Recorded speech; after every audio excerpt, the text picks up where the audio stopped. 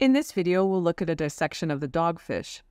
The most commonly used specimen for dissection is Squalus acanthius. However, other species of Squalus are also used. We'll start with external features. Here we have the rostrum of the animal, followed by the eye. The spiracle sits behind, and as we move back, you can see a little bit of the lateral line that runs the entire length of the animal. We have the gill slits, and behind that sits the pectoral fins. As we move to the dorsal surface of the animal, you can see where a spine has been removed, and here is the anterior dorsal fin. As we move down, you can see the pelvic fin and another spine removed on the posterior dorsal fin. Finally, we have the caudal fin. Note that the anal fin has not been shown in this clip. Here, from a different view, we have the rostrum and the ampullae of Lorenzini, used for electroreception. If you press the surface of the dogfish, you can see the liquid comes out, making those pores more visible. There are two pores here. These are the endolymphatic pores. Here's the spiracle again and the eye. Again, we have the rostrum, the nares, and those ampullae of Lorenzini. We also have the mouth, and you can see the teeth. Moving to the side, you can see the labial fold. The gill slits are visible, and as we move down, you can see the pectoral fins. Moving down the length of the animal, we reach the pelvic fins. There are no claspers in this specimen, indicating it is a female. There is the cloaca, and as we move along, you can see the caudal fin. Another view here, we start with the rostrum again. You can see those ampullae of Lorenzini, the nares,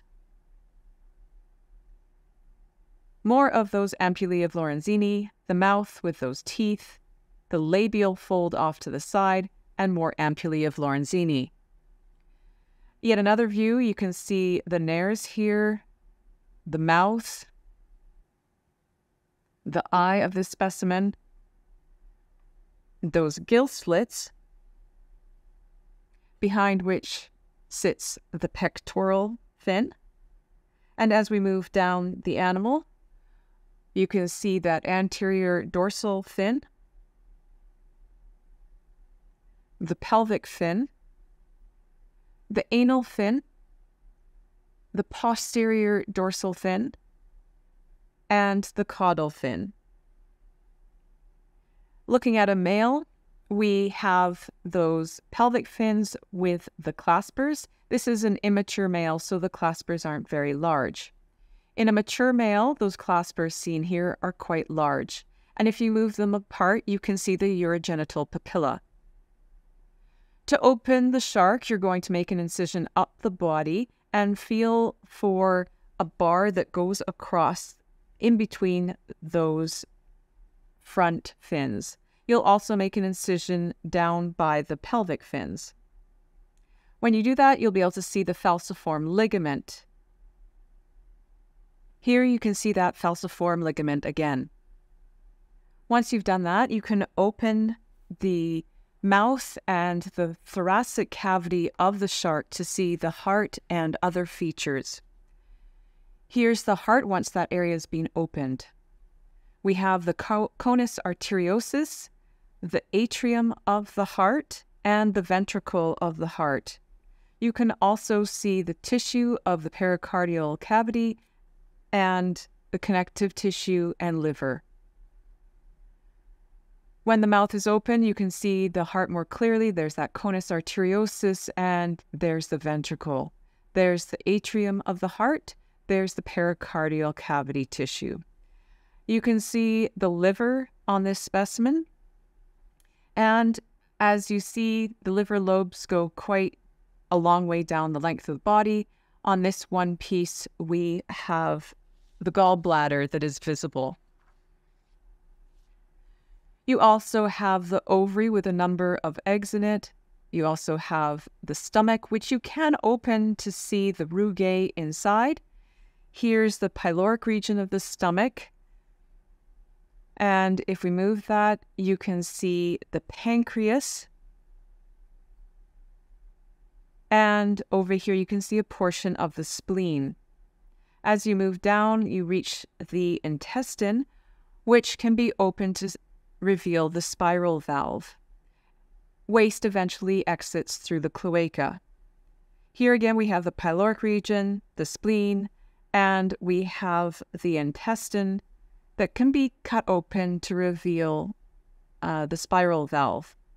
Under that, we have the anterior mesenteric artery and the posterior intestinal artery.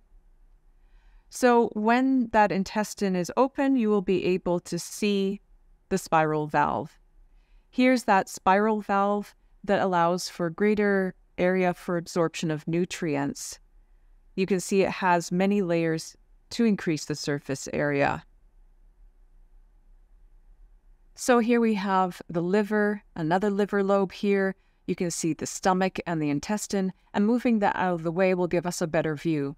Here we have the liver, the esophagus, the stomach has been removed. We have those eggs in the ovary, another egg there. Moving down, you can see the oviduct leading to the uterus.